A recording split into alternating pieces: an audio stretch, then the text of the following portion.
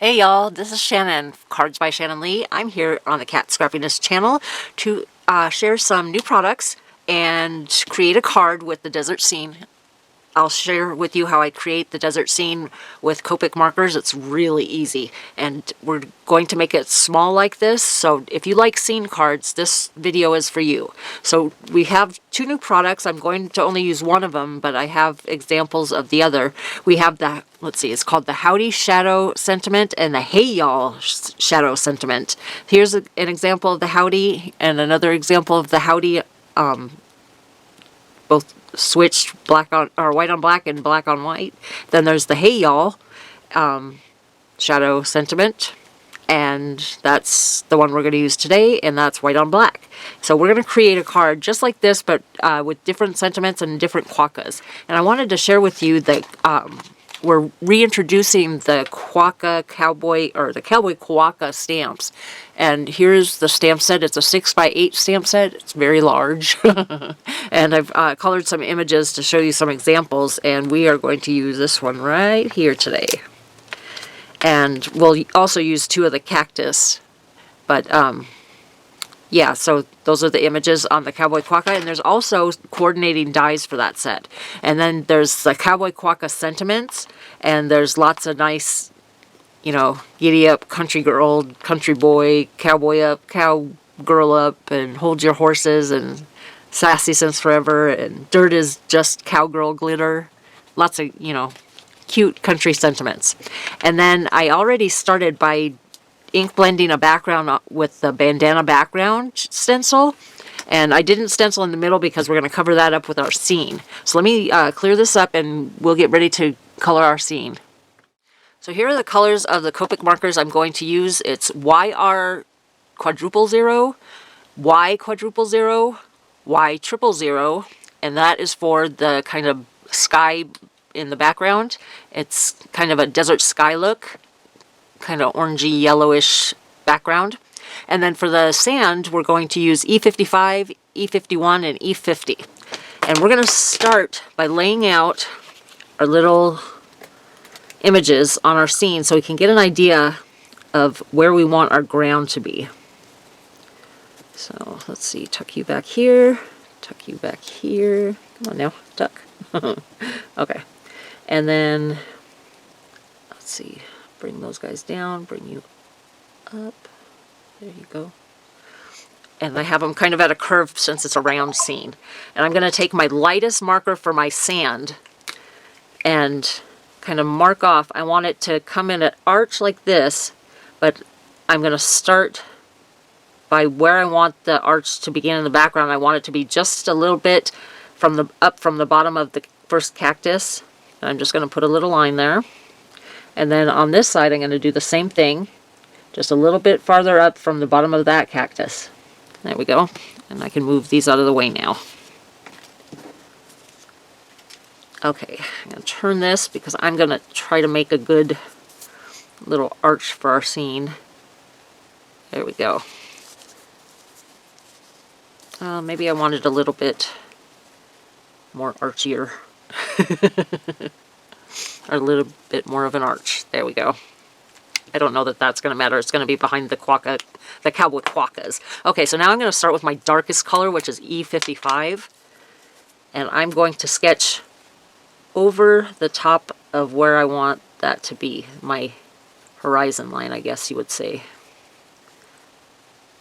And then we're going to make a couple of little... Let's bring back our character so we can see where we're going to have that one. I want him up a little bit. And then I'm going to come right underneath where his feet are, and I'm going to make a line and a swish under her foot. Same thing in the opposite direction. So that shows in the dirt where they're standing. And I'm going to go in this direction too. There we go. And then let's do the cactus also. So I'm just going to put that right about there. And I'm going to come around the side of it and have it like there's a little mound behind it. There we go. Do the same thing with our other little cactus. Put that right about there. Hope I'm still in camera. Yep. Okay. And do the same thing. So those are our little mounds.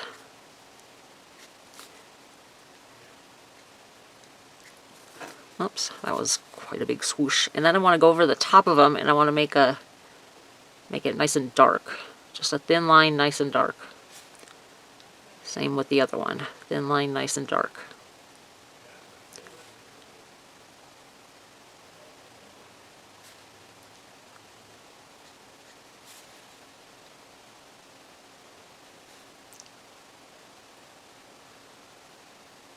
And then we'll do a couple of more swooshes, like some mounds here. And then across the top of them, make it nice and dark. Make it kind of come to a point.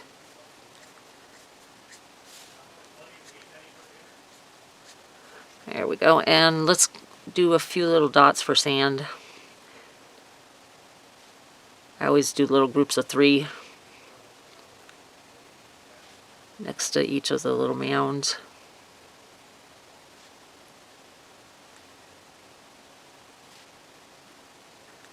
And let's see. Let me look at my other one and see if I did anything else. Where is my other one? Oh, here it is. Oops. Stay there, pile. Oops. Avalanche. See, you guys think my craft room is all nice and neat because my desk is, but that is not the case. I am surrounded. In fact, if I move too far to the left or to the right or to the back, I've been doing some handmade earrings for Christmas gifts, and I'm surrounded by jewelry bead containers. Okay, so let's take a look. You know, that looks good. I think we'll stick with that. Then we're going to take our next marker is the E51, and we're going to start blending it out. Now, I don't want to go over the entire background blending it out, but I do want to start with these dark spots, go over the top and the bottom of them.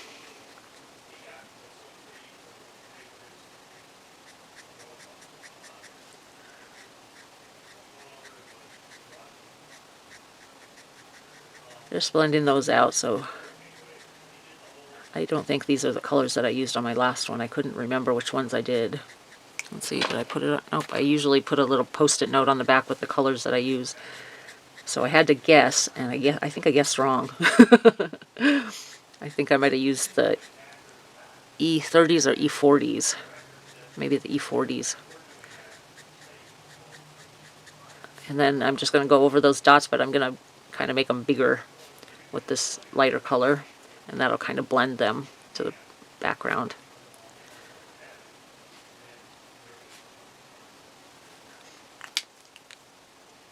And it kind of looks like a hot mess, but now we're going to go over with the E50, and we're going to just go over the entire background. Blend that all in.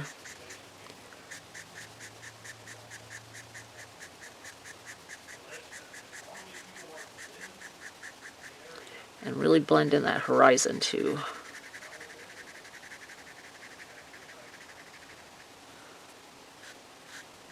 You know, I think I'm going to bring in the E40s and go over that again, because I'm not happy with these colors. Let's try E44, 42, and 40. Here's E44. I'm going to go over the top of these little mounds. Come out to a point.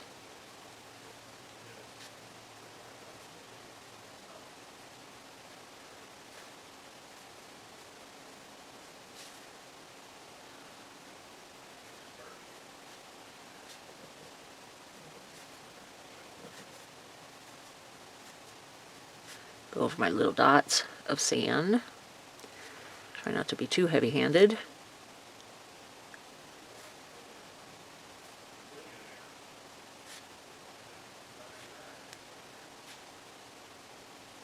And I'm going to come up just from the sides of the horizon with the dark. And then E42. Let's do the same thing, blending these out. Extend that horizon with the E42. Blend, blend, blend. Go over the dots. Blend, blend, blend. over the dots, blend, and blend and blend, and blend and blend. Yeah, no, I can't sing. I can hum a mean country tune though. Just kidding. Or am I? I think that's looking a lot better. And then E40 to kind of mix these all together. One thing you should know is when you have your edge of your paper and you're coloring, you don't want the tip of your, or the edge of your nib to come in contact too much with the side of the paper, because it will fray your nib. So you want to try to stay on the paper as much as you can and not come in from the side and scraping the nib. Keep that paper pushed down.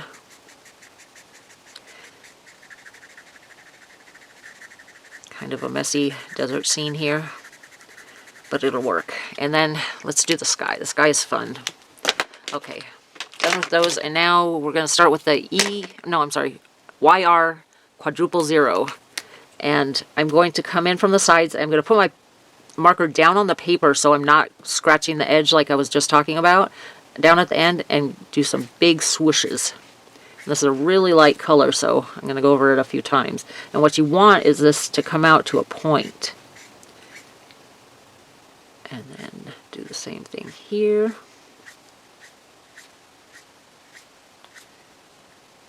Up a little further. Do the same thing. Try to come across kind of far. You know, I think I may need to use a darker marker. I think this one might be a little too light. There we go. Up from the side. Extend it out off the paper there.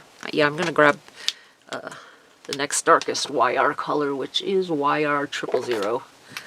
We're going to do a little bit darker. I'll go over the top of these little swish marks.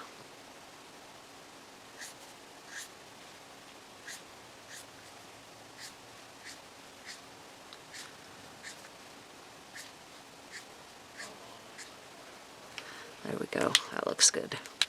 And then we're going to blend that out with the Y quadruple zero. Come in under the bottom of that. Oh no, we need the Y triple zero. Add the Y triple zero first. And come in over those same swish marks. Kind of blending them in to the paper. Give us our nice desert airy background. Now we'll do the Y quadruple zero and blend it all in.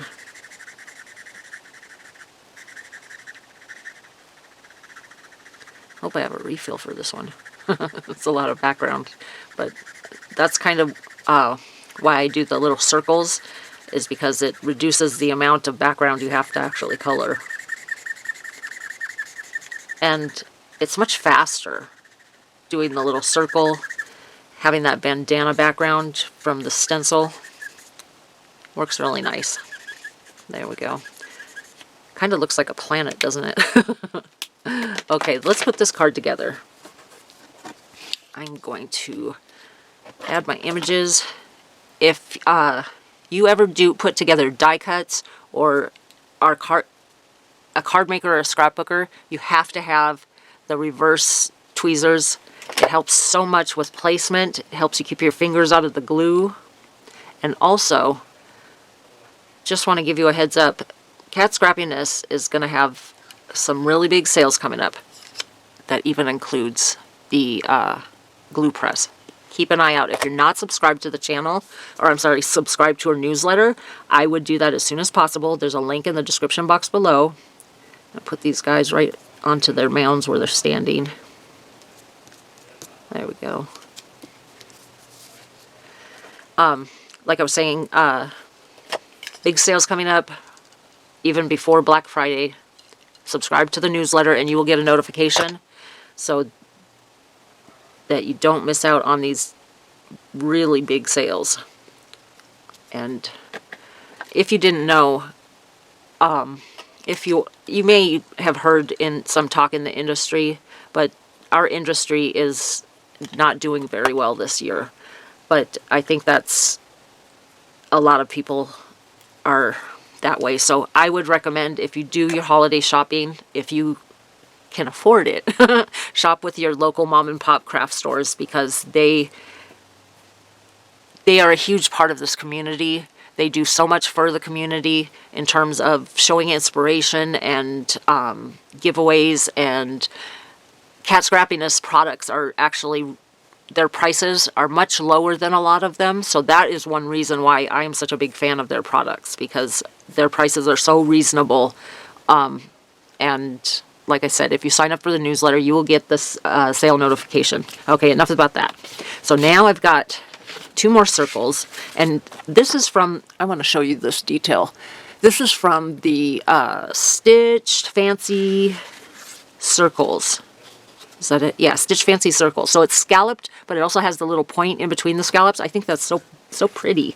And then I cut these from the Never Ending Circles, and we're going to just add this black layer, black circle. Try to get this so I can keep the stitching showing all the way around without sticking my head in the way. Let me lift this up. Yeah, there we go. That worked very well. And then we're going to glue on our scene. Thanks so much if you have stuck around this far. I appreciate all of you. And if you would, please give me a thumbs up. Leave a comment in the comment section and let me know if you're a cowboy or a cowgirl, or if you are enamored with country everything like I am. And I respond to all of the comments. So one more layer to, oh, and we need our sentiments. There's our hey y'all, and I got cowboy up from the Cowboy Quokka sentiments. So I'm just going to put some glue on this layer, or this whole stack, I should say.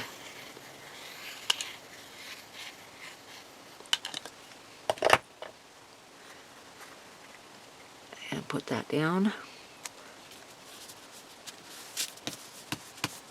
And our sentiments, and then I will be done with this card front.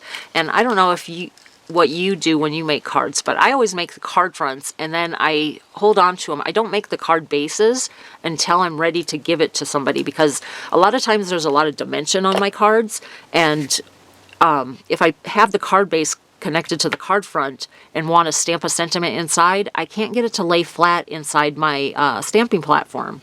So what I do is I just hold on to my card fronts. When I'm ready to send a card, I will stamp the sentiment on the inside and then attach the card front to the card base. I hope you're following me. Anyway, so I have stacks and stacks of card fronts. And you know what? I think I'll even give this card away. No, I'll give you, yeah, I think I'll give this card away. I'm going to save one of them, because I do have somebody that I would like to send this to. You know, I'm not happy with that placement, but it's already stuck down. I guess it's here to stay. So here's my card. I hope I've been in camera enough for you to see me putting that together. I forgot to zoom out. Thanks so much for watching. And I'll put an entry form in the description box below if you'd like a chance to win this card. I'll give it about 4 days. So today is the 15th. I'll post this on the 16th. And I will draw a name on the 20th. So make sure you subscribe to the channel, like the video, leave a comment in the comments section, and use the entry form to win my card. And I'll attach it to a card base. Okay? Thanks for watching. Bye for now.